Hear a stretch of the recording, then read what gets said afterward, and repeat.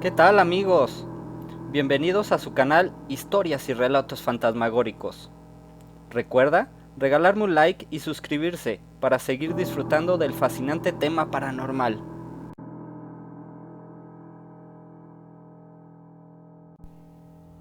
El relato de hoy se titula La casa de Fidel.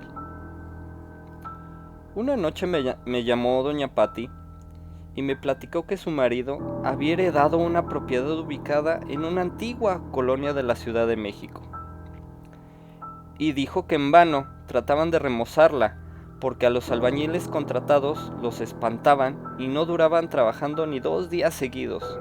Seguramente recuerda esta historia, porque todos alguna vez la vivimos juntos. Doña Patti y su marido, incrédulos, decidieron pasar una noche en el inmueble, pero esta fue la más terrible experiencia de sus vidas. Desde que entraron a la casa, tuvieron la extraña sensación de que eran observados y sintieron miedo, acompañado de un frío especial, pero ellos, al fin escépticos, no dieron mayor importancia a todos estos hechos. Las horas pasaban y sus ojos permanecían abiertos. Después de dar varias vueltas en la cama sin conciliar el sueño, justo a las 2:30 de la mañana, el frío se agudizó y en ese momento una horrible sombra de 2 metros se manifestó frente a ellos, a la vez que escuchaban un desgarrador alarido. Era un ser diabólico que se abalanzó sobre el marido de doña Patti y lo inmovilizó de inmediato. La señora saltó de la cama aterrorizada pidiendo auxilio y tenebrosamente los muebles y objetos del cuarto empezaron a vibrar como si tuvieran vida propia. Con un esfuerzo desesperado, el señor logró liberarse del extraño ente y la pareja salió despavorida a la calle. Él en calzoncillos y ella con su delgada bata, de modo que dejaron su ropa, otras pertenencias y sobre todo las llaves del auto estacionado en la calle. Más tarde, sin comprender lo que había pasado y aún sin recuperarse del susto, en forma desesperada pidieron ayuda a una patrulla de policía que pasó por el lugar. Los policías no creyeron lo que el matrimonio contaba y por la forma en que los encontraron, pensaron que la pareja estaba alcoholizada o drogada, así que llamaron refuerzos. Enseguida llegaron 2 patrullas más y después de hacer preguntas y más preguntas, propusieron a los propietarios entrar a la casa, ya que estaban seguros de que se trataba de delincuentes que habían espantado al matrimonio para ahuyentarlo y robarles. Más tarde, 6 policías entraron tras forzar la puerta y el matrimonio quedó a resguardo en una patrulla. Transcurrieron 4 o 5 minutos y se escucharon 3 balazos dentro de la casa. En medio de gritos y desconcierto, los gendarmes salieron corriendo alarmados, pálidos y con caras de angustia. Hasta parecía que habían visto al mismísimo Pingo. Uno de ellos se resbaló en la puerta, se golpeó la cabeza y sufrió una herida, a lo que no dio importancia. Se levantó y rápidamente entró a su patrulla. Solo Dios y los policías saben qué vieron dentro de la casa. El jefe se dirigió al matrimonio. ¿Quién sabe qué tiene esa casa?, dijo. Si gustan, los llevamos a un hotel o a otro lugar, pero no volveremos a entrar. Como el matrimonio no tenía otro lugar propio a donde ir en esa ciudad, pues residían en Aguascalientes, llegaron al departamento de la hermana de doña Patti y, agitados, le narraron lo sucedido, cosa que la hermana no creyó. El marido de doña Patti juró que no volvería a entrar a esa casa y se limitó a enviar por sus pertenencias y las de su esposa al otro día. Después, la señora se comunicó conmigo para que le ayudara a encontrar una explicación lógica de lo ocurrido. Días más tarde, la cité en mi oficina y me platicó la sorprendente historia de la misteriosa casona de la colonia Roma. Era una casa antigua, de 120 años de edad, que en los años 70 del siglo XX era habitada por Fidel y sus abuelos, pues los padres del muchacho habían fallecido años atrás. Fidel era un joven rebelde que cursaba el segundo año de vocacional y por entonces se había convertido en un vago y se iniciaba como consumidor de drogas. Los abuelos habían perdido casi toda autoridad sobre él, así que Fidel hacía lo que quería. Pero las circunstancias empeoraron en la medida en que los abuelos iban enfermando a causa de la vejez y de que el joven empezó a practicar ritos diabólicos con unos muchachos que conoció en su escuela y que pertenecían a una secta. Fidel y sus amigos, primero, todos los viernes y al final todas las noches, realizaban ritos en el sótano de la vieja casona, celebraciones que mezclaban con el consumo de drogas y alcohol, así como orgías acompañadas de gran escándalo, sin importarles las molestias que causaban a los dos ancianos, quienes se encerraban en su recámara temerosos de que el nieto o alguno de sus amigos les hicieran algún daño. Pero lo peor estaba a punto de ocurrir. Cuentan los vecinos que en esos tiempos, durante 3 o 4 días, no supieron de los viejos ni de Fidel. Era extraño, pues el abuelo salía todas las mañanas a barrer su banqueta, si bien a la abuela se le veía poco porque padecía una lesión en la columna que no la dejaba caminar. Los ancianos contaban con la estimación de sus vecinos, los cuales se desconcertaron al no saber nada de ellos. Al cabo de una semana de la casa empezó a emanar un pestilente olor a podrido, insoportable para quien pasaba por el lugar. Algunos vecinos, alarmados y preocupados por los ancianos y su nieto, se dirigieron a las autoridades y lograron que los agentes policíacos entraran a la casa forzando todas las cerraduras. Al abrir la puerta, el olor a muerte se acrecentó, lo que obligó a los agentes y vecinos a protegerse la nariz con pañuelos para resistir la repugnante pestilencia.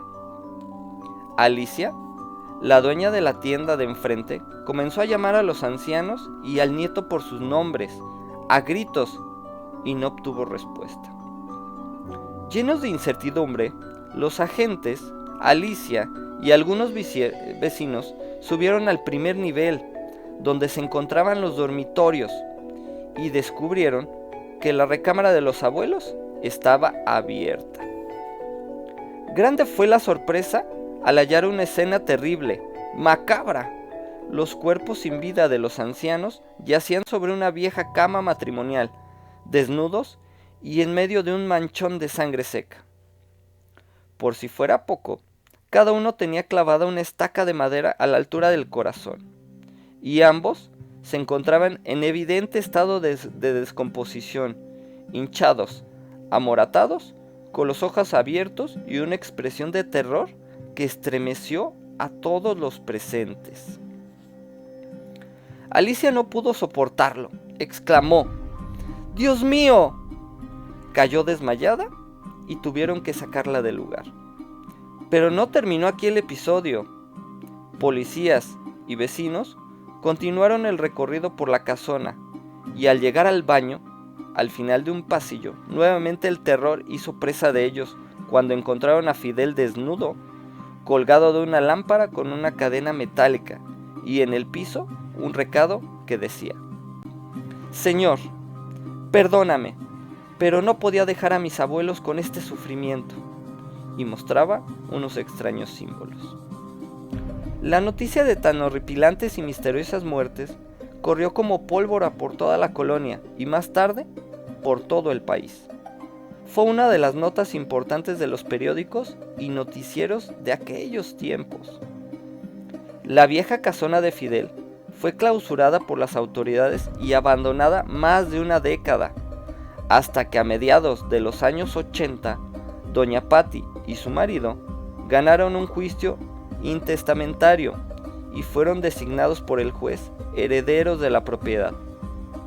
Pero al paso del tiempo, se convencieron de que se trataba de una casa maldita. Era una situación incomprensible para doña Patti y su marido. Aunque la historia era increíble, la angustia y desesperación de la señora me habían conmovido. Así que con mis productores acordamos que en 3 días visitaríamos la casa en compañía de los parapsicólogos que en ese tiempo nos asistían y haríamos una transmisión en vivo de lo que ahí ocurría. El día llegó y, como es costumbre, cuando hago este tipo de visitas, me protegí con ayuno y unas oraciones que años atrás me había entregado un amigo que es ministro de la Iglesia Católica. A las 9:30 de la noche llegamos, un chofer, un fotógrafo y yo, a bordo de una camioneta de la empresa. En el lugar se encontraban doña Patti, el doctor y el profesor, nuestros asesores en parapsicología. En una noche, con una enorme luna llena sobre un cielo despejado, en el ambiente se dejaba sentir, más que preocupación, un ligero miedo por los horripilantes hechos que habían ocurrido en el interior de esa vieja casa. La dueña de la casa nos advirtió que no entraría con nosotros, y en el momento en que nos abrió la puerta, ya estaba lista la comunicación a través de teléfonos celulares para comunicar todo lo ocurrido. Todo estaba preparado para lo que sería la primera transmisión en vivo desde una auténtica casa embrujada. En la cabina, quien me suplió en la conducción de ese programa, se mostraba intrigado por lo que pasaría en las próximas horas. Realizar una transmisión con esas características no era tarea fácil, ya que nadie sabe cómo responder ante el susto del más allá. Iniciamos nuestro recorrido. Primero, encontramos un gran recibidor que en el fondo dejaba ver algunos muebles que algún día habían servido en la sala y el comedor. Antes, manipulamos los interruptores que nos indicó doña Patti, pero la luz no era suficiente, ya que algunos focos estaban fundidos. En el centro del lugar colgaba del techo un hermoso candil y la parte central del piso estaba cubierta por un tapete que parecía muy antiguo y muy caro. El ambiente se había tornado tenso, pesado. El profesor se separó del grupo y comenzó a subir una escalera que conducía al primer nivel. Inesperadamente, un alarido aterrador nos quitó la respiración y le indiqué al profesor que se reintegrara al grupo. No sabía qué pensar. Había vivido varias experiencias sobrenaturales, pero en ese caso en especial dentro de mí se alojaba el extraño presentimiento de que alguien muy malo y poderoso nos esperaba. En ese momento cruzaron mi mente varias ideas encontradas y llegué a pensar que todo era una broma de mal gusto tramada con el propósito de burlarse de nosotros y de todo el público. En ese instante preciso, ante nuestros ojos, un jarrón se deslizó unos 20 centímetros sobre un mueble sin que aparentemente nadie lo moviera. El ambiente se tensó aún más, mientras el termómetro del doctor, quien se hallaba a mi lado, señaló que intempestivamente la temperatura había bajado de 18 a 10 grados centígrados. Quise accionar mi cámara para captar los hechos, pero el artefacto no respondió. No me quería quedar con la duda, así que me acerqué al jarrón y observé que su movimiento había dejado marcada la trayectoria en el polvo que cubría la vitrina de caoba sobre la cual estaba colocado. Y para mi sorpresa, no existían hilos o algún mecanismo que los movieran. Para no entrar en estado de sugestión, pensé mejor que había visto mal y todo era producido por mis nervios. El profesor portaba un medidor de campos electromagnéticos que nos indicaba actividad energética. Al orientarlo, nos llevó al viejo tapete que había en la entrada. El doctor lo levantó por una esquina y nos sorprendió ver una estrella de 5 puntas con signos raros. Sacaron una brújula y por la posición nos dimos cuenta de que ese símbolo era de oscuridad, lo cual parecía indicar que ahí se realizaron algunos días misas negras y otros ritos demoníacos. El frío y un extraño olor a humedad, a podrido, eran muy presentes en la casa.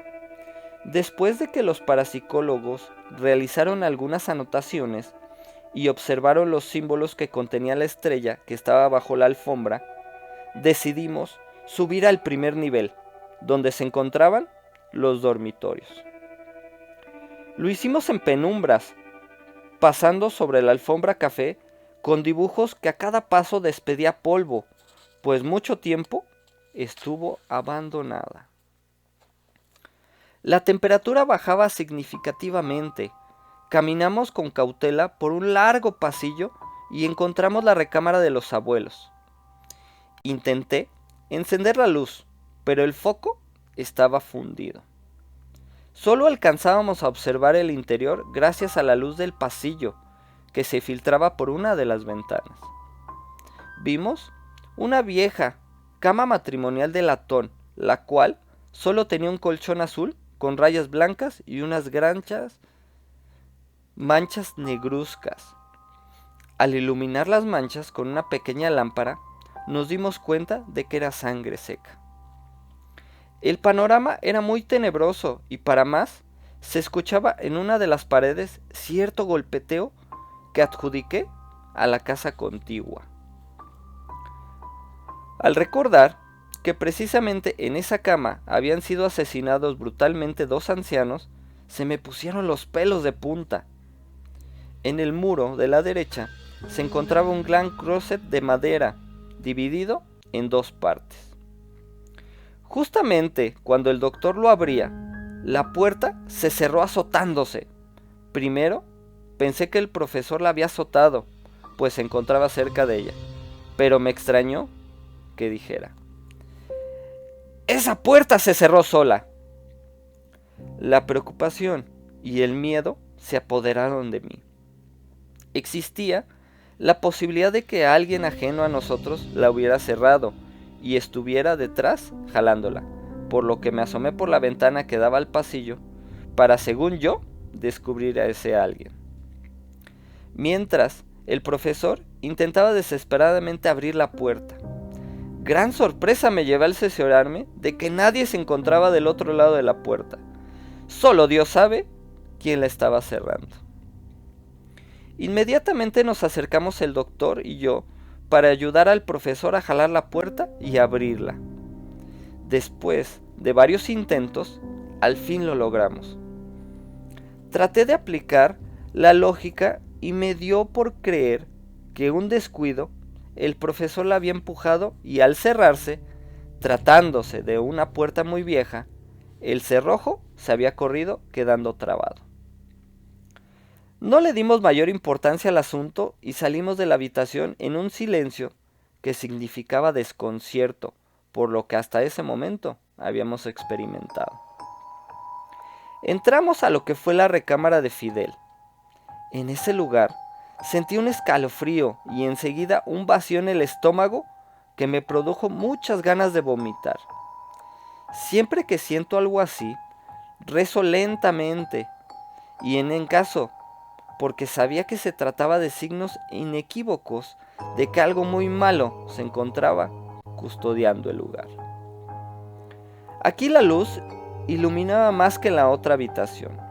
Aunque el foco del cuarto tampoco servía, una de las bombillas del pasillo se encontraba más cerca.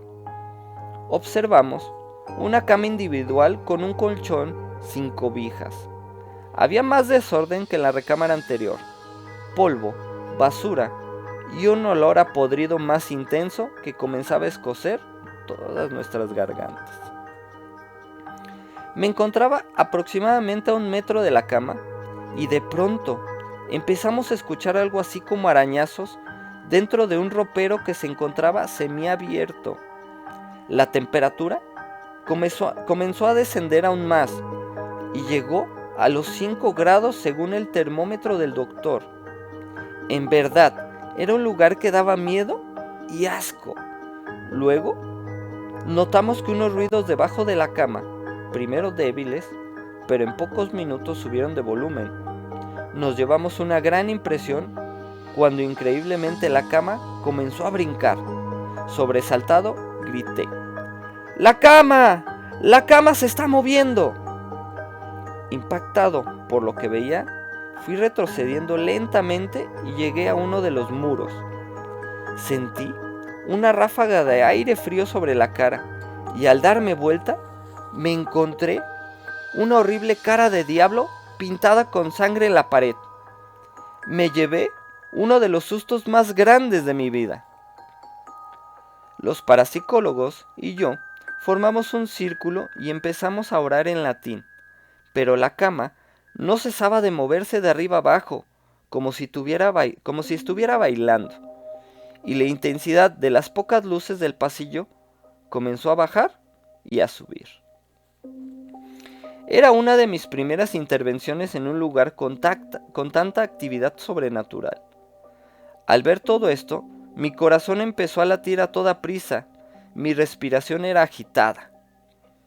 Estaba a punto de entrar en pánico y por fin la cama empezó a detenerse. Los parapsicólogos me dijeron que siguiera orando y que no debíamos separarnos. Es fácil relatar lo que vivimos en esa casa maldita, pero estar dentro se me hizo eterno. Ya más calmado, quise hallarle una explicación lógica a todo lo que pasaba. Por un momento, creí que alguien se encontraba debajo de la cama y la movía. Cautelosamente, me acerqué para investigar y no había nadie. Entonces, como segunda opción, pensé que había un mecanismo, tal vez unos alambres que hicieran que la cama se moviera, pero tampoco hallé nada. Finalmente, quedé convencido de que el ser o los seres que se encontraban en aquella habitación poseían gran poder. Pensé en salir de la casa, pero me aterraba el hecho de atravesar solo el pasillo y la sala en penumbras. Elegí quedarme y le dije al doctor que mejor saliéramos, pero me respondió que forzosamente debíamos terminar lo que habíamos iniciado. Agregó que pensara en la protección de Dios y no me preocupara. Descubrimos que debajo de la siniestra cama había también un dibujo de una estrella de 5 puntas con símbolos y escritos en arameo. Los parapsicólogos dijeron que eran invocaciones satánicas y decidimos dejar la cama en su lugar. El doctor se dirigió al ropero y encontró un libro de magia negra. En ese preciso instante, una sombra de unos 2 metros comenzó a manifestarse y salió del ropero. Era como un gran cuerpo de humo negro que se desplazó lentamente hacia el muro contiguo y desapareció. Luego surgieron 3 esferas luminosas que, flotando ante nuestras atónitas miradas, se desvanecieron. Nunca había visto algo parecido, y por más que me esforcé en no mostrar terror ante lo que se nos estaba presentando, el público que escuchaba la transmisión puede dar fe de lo que sentía yo en ese momento. Oramos hasta que el frío y el olor pestilente casi desaparecieron. Y entonces bajamos. Me sentía muy mal, con ganas de vomitar, un intenso dolor de cabeza y muy mareado, por lo que los parapsicólogos accedieron a que abandonáramos la casa.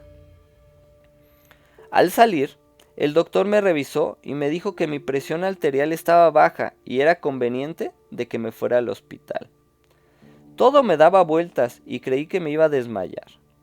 El doctor llamó por teléfono a sus compañeros de un hospital cercano y me internaron, y salí hasta el día siguiente. El doctor y el profesor se quedaron 1 hora más y descubrieron que el sótano de la casa era el lugar de reunión donde algún día se celebraron misas negras que a la larga fueron la causa de tanta tragedia y hechos sobrenaturales. Hubo 7 sesiones más, y hoy la casa sigue teniendo manifestaciones extrañas, aunque de nivel bajo. Lo último que supe de la casona de Fidel fue que una señora, al escucharnos, inició los trámites para comprarla. ¿Usted se imagina con qué fin? Bueno, es muy complicado, pero interesante a las personas que le gustan este tipo de géneros. ¡Wow! Amigos, estupendo relato. Es un tema muy fascinante y la verdad muy tenebroso. Esperen más historias y relatos fantasmagóricos. Hasta pronto. Si te gustó este video, regálame un like, suscríbete y activa la campanita. Muchas gracias. Si te gustó este video, regálame un like, suscríbete y activa la campanita. Muchas gracias.